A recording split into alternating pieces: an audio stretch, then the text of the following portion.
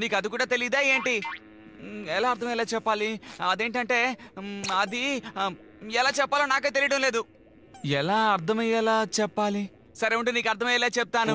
F అంటే ఏంటో నేను నీకు వివరంగా చెప్తాను. ఎఫ్ అంటే నేను నీ కోసం బతకడం. యు అంటే you and me and jump the N. అందరూ సంతోషంగా ఉంటారు. ఇందులో వచ్చే రేడియం వల్ల అందరిని చంపడమే నాకు చాలా ఇష్టం. బాంబులు వెయ్యాలి, నగరాన్ని ఆక్రమించాలి, అదే నాకు చాలా ఇష్టం. అంతే. ఒక నిమిషం ఉండు. అలాంటి పనులు చేయటం ఫన్ ఏమీ కాదు. చూడు, ఇప్పుడు మనం ఇలా చేయాలి. ఫ్రెండ్ కోసం మనం ఏ పనైనా చెయ్యాలి. అలా కాదు, నువ్వు చేసింది ఏ మాత్రం నాకు నచ్చలేదు. ఒక నిమిషం ఉండు, నేను నీకు సహాయం చేస్తాను. ఎఫ్ అంటే ఫ్రెండ్షిప్. ఫ్రెండ్ కోసం ఏమైనా చెయ్యాలి. ఎందుకలాగా నిలబడ్డావు? ట్రై చేయి. నువ్వు చెప్పింది నాకు బాగా అర్థమయ్యింది. అందరూ ఆనందంగా ఎంజాయ్ చేద్దాం. పాడుతున్నాను కానీ ఏమి అర్థం కాలేదు. అవును, నేను ఇప్పుడు ఎందుకు పాడుతున్నాను? ఇంతటితో ఆపుదామా? చూడు, ఇప్పుడు ఆపేద్దామంటావు, ఆ తర్వాత ఫీల్ అవుతావు.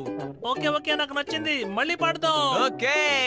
ఎఫ్ అంటే ఫ్రెండ్, ఎన్ అంటే ఎంజాయ్, యు అంటే యు అండ్ మీ. ఎప్పుడు మంచి ఫ్రెండ్స్ గా కలిసి కట్టుగా ఉండి ఎంజాయ్ చేద్దాం.